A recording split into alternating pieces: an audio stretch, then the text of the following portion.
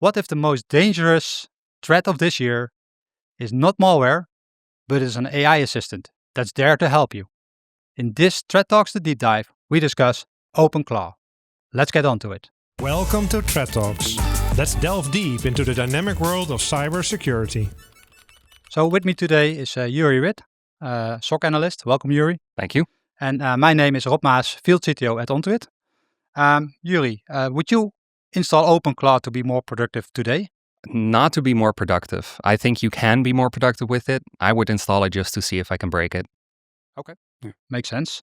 So then, of course, the question to start with is what is, Clawdbot, Moltbot, OpenClaw? They all seem familiar, but what are they? What is it? Can you explain? Yeah, so it's all the same. It started as a project called Clawdbot. It was then later renamed to Moltbot, I believe, and then now finally it is being called OpenClaw. We're settled for OpenClaw. Exactly. It seems to be settled now. And what it is, it's basically an AI assistant that you run in your own network, and then you connect it to either a large language model found publicly, like from OpenAI or from Anthropic, or to locally running models. And you can give it tasks, and then it does things. It can interact with services. It can interact with your own computer where it's running. It can do a whole bunch of things. Okay, and just to get an idea, how do I give it tasks? There are multiple ways. The primary way is that you can connect chat applications to it to literally interact directly with it in human-readable text. You can connect it via WhatsApp, Signal, Discord, I believe as well, where you can literally just send messages to it and it will... Yeah, so I can choose a channel that I'm very used to using, and then I can just chat with my assistant, so this OpenClaw thing. And also, I imagine then if I connect it with WhatsApp, I can interact it while OpenClaw is running on my local computer. I can interact it from my phone wherever I am. Exactly, yeah. Okay, that sounds very powerful and handy, so I would install it. Now, you say, okay, you install it, it can do all these tasks, but what is the limitation? Where does it stop? The limitation is currently to the skills that it has when you just boot it up, the things that are built in, the services that it can interact with built in. Now, it is already quite powerful at that stage, but the main power is really unlocked when you install your own custom, well, not install, you give it custom skills like you would with any agent. There's actually a huge community where people publish their own skills for interacting with components or services that you can just give it. Okay, and the idea, if I understood correctly, is that it can run autonomously. So I just say, this is what you need to do. Can it then also do that itself? Can it install tools, or is that the idea behind it, or is there any limitation? No, there isn't really a limitation to what it can do. If a user can do it and you can instruct it to do those things, it'll be able to. Okay, so in essence, it has the same control over your computer as you as a person would have. Yes. Okay, that's a bit scary already. It is. But before we dive into all the implications that brings to security, that it has this full control, there was also immediately or quite quickly after the release, there were some vulnerabilities exposed. One of them was a One-Click RCE. Can you tell us a bit more about that? Yeah, so in this vulnerability, an attacker could send you a link that would open up the webhook that is used by the bot to interact with services, and it would take over interaction with that webhook, allowing it to fully control everything. Included in that vulnerability was also a way to then break out of the webhook and allow the attacker to just run things directly on your computer, causing it to be complete remote code execution from one click. Okay, so in short, if I have it running, I click on a link that I'm trapped into. I click on it. The connection to my OpenClaw is basically exchanged with the attacker, and the attacker now can instruct my OpenClaw assistant to do. Okay, that's scary, especially if it has the same rights as what I have on my computer. Yeah. So it might be also a good thing to then dive into the security implications that OpenClaw brings, because there are plenty, and even so many that Cisco calls it a security nightmare, and Gartner says this is really an unacceptable security risk. Those are quite strong words, if you ask me, especially from those vendors. But are they right calling it this way? They definitely are.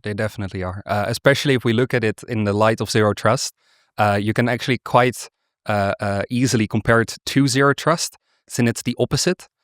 Within Zero Trust, you always work with things like default denies, where everything is denied unless you approve it. With OpenClaw, it works the exact opposite. Everything is approved until you deny it.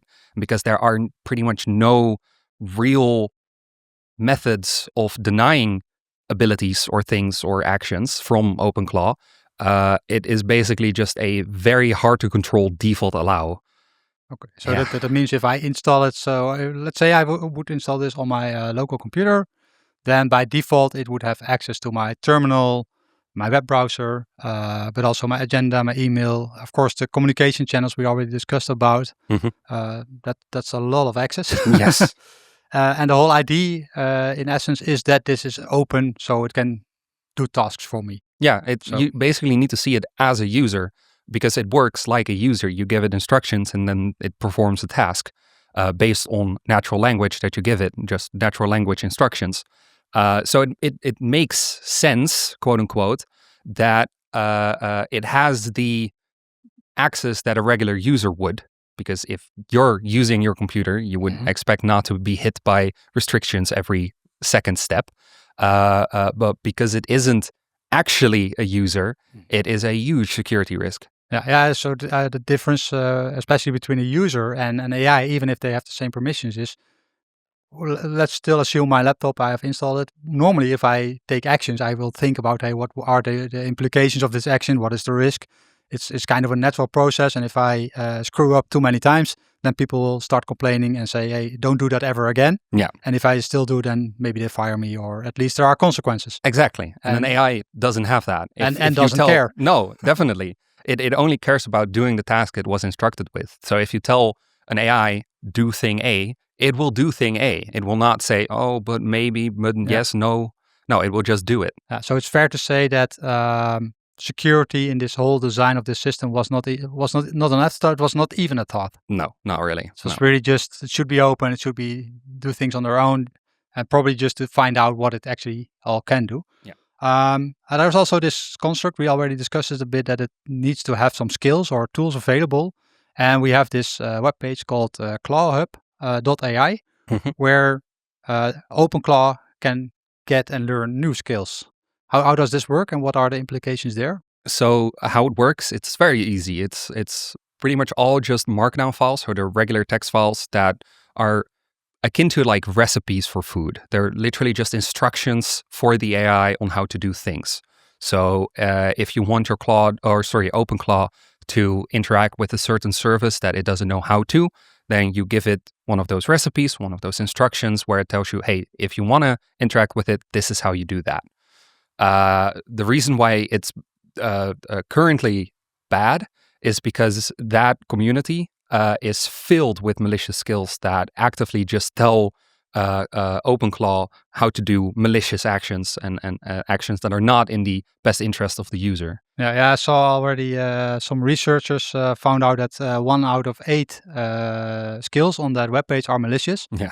And I also read a paper by a security researcher that published his own skill, got high in the ranking, and then showed people, hey, this was all the data that I actually could have steal from you if I was if I really had malicious intention. Yeah, exactly. Yeah. Okay. And then, maybe something that's sometimes overlooked especially with this tool is, of course, you need a lot of power behind it, because you need to drive an LLM. So a lot of cost might also be at least a risk. Maybe not a security risk, but it is at least a risk financial for your risk. Exactly. I heard a story about someone who was want a reminder of buying milk in the morning. Can you tell that story? Yeah. So there was this person that, like you said, he wanted OpenClaw to remind him to have them buy milk in the morning. And the way that OpenClaw did that was consistently checking whether or not it was morning yet.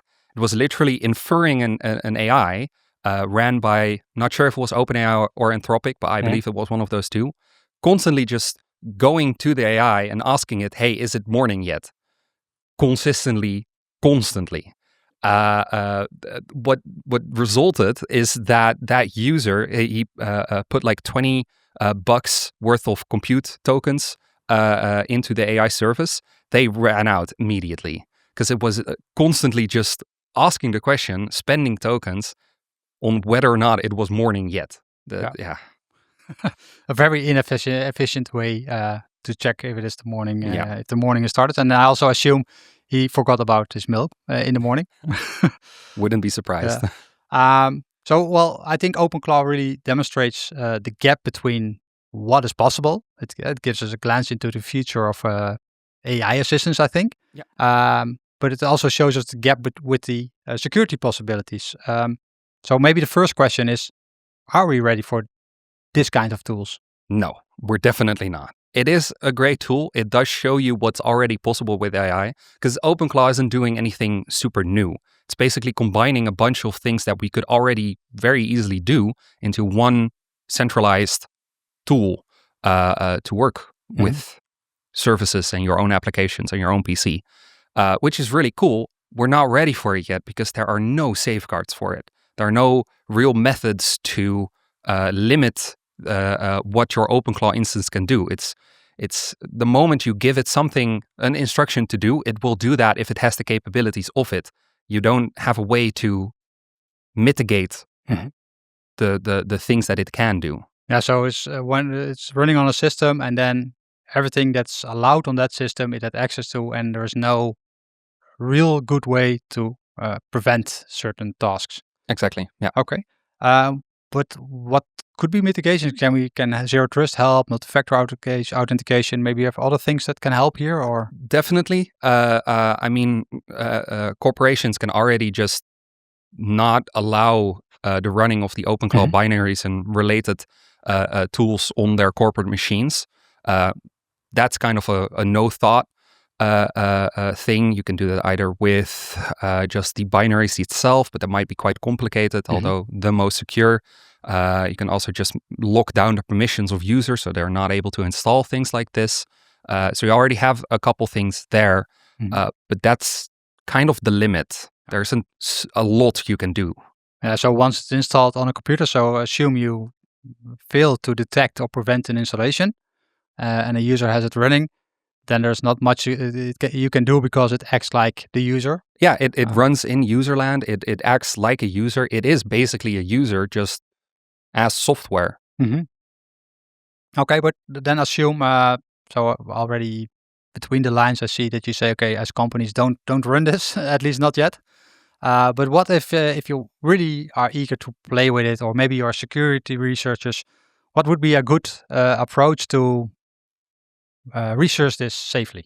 Well, first things first, sandbox it. Do not run it on your main laptop or computer or desktop. Also not in a VM or container, or yeah, no, exactly. Sandboxed either in a VM or Dockerized in a container, or even directly on hardware. But then do make sure it's completely blocked off from anything. Yeah, I think, to be fair, that hardware is even more safe. I already heard there were some container vulnerabilities or escape instructions. So true. I would feel more comfortable with a physical system. Definitely. Well, I mean, everybody is running it on Mac Minis. Yeah, there was a real spike in the sales of Mac Minis. Yeah. Well, it works. It is separate hardware, so you're not at risk of just destroying your own hardware directly. So definitely separate hardware first. And it maybe also helps that it comes with an M processor, which is relatively, compared to traditional CPUs, good at AI running LLMs. Definitely. And with that, you also risk, or you don't risk the remind me to buy milk story because you're running it all locally. So the only thing you're wasting is your own personal compute and energy, which is it might less be a bit impactful. Slower. Yeah. Okay. Are there other ways like virtualizing in the cloud, for example? I saw this project by Cloudflare. Cloudflare, indeed. They made the Molt worker, which is an OpenClaw instance, just run in their own sandbox. So you basically buy a sandbox VM from Cloudflare where you run OpenClaw. And that's a pretty good solution. It also solves the issue of having to access it. I already see that a lot of people are just exposing their OpenClaw instances directly to the internet because people don't realize what that actually entails. And it even lists in the documentation that using something like Tailscale, which is a VPN service, is very recommended, so you can access it from anywhere, but it is still not exposed to the entire internet. Yeah, I think I was looking at this OpenClaw page in preparation of this recording, and I think the challenge here is they make it. It's not that difficult to install it. No. Yeah, it's a bit technical. You need to have a command line instruction, but you can copy paste it. So there will also be a lot of people that are trying this out without really knowing the consequences or having the technical knowledge to prevent the lateral movement, I would say. Yeah, no, exactly. They just install it. They click on the buttons until it works, not realizing what they have done. Okay. Then, already nearing the last question, but there's a lot of fuss about OpenClaw. What is the main thing that we might have missed in this discussion? What we need people to take away from this discussion is that it's a really fun tool. It is very useful. It shows you the capabilities of AI, but nobody really thought about the consequences of such a tool, such an assistant that is as complete as OpenClaw. And the main takeaway that people should have is that whenever something new comes out, always make sure that security is, it doesn't matter what you are. If you're just a regular user installing it on your own laptop, if you're a giant organization or just a small office, you always need to make sure that whenever you're dealing with something completely new, that you realize, hey, what can this affect? What is the worst possible impact that this could have, and then work from there. Okay, yeah. So when you said, maybe nobody thought of it, but I think fan of companies like OpenAI, Anthropic, and Google know that this is possible. Like you said, there's nothing really new. Those products of those companies have kind of an integration. So I know there's a PowerPoint integration with VS Code, but it's really within guardrails. Yeah. Trying to prevent any damage or malicious activity. So I assume that these companies know what the capabilities are. They definitely do. But they are afraid to say, okay, here it is, everything is open, we can interact with everything, like OpenClaw, because of the lack of guardrails. And if it then goes sideways, then that company is to blame. And in this case, it is just a single developer. Well, nowadays, a lot of people will contribute, but in the beginning, it was just a single developer that said, oh, this is really cool. No, definitely. Yeah, no, those AI companies, they know for sure what their AI's models are capable of. And whether just by instinct or deliberately, they're not making it reach its quote-unquote full potential because of the security risks and definitely the amount of guardrails that we just don't have. Okay. Well, I think we can come to a conclusion. We was maybe not a happy one. No. But it is nice to see that OpenClaw gives us really a glance into the future. So what is possible with AI assistants. But the problem indeed, like you also mentioned, is with all new technology, we get new security challenges.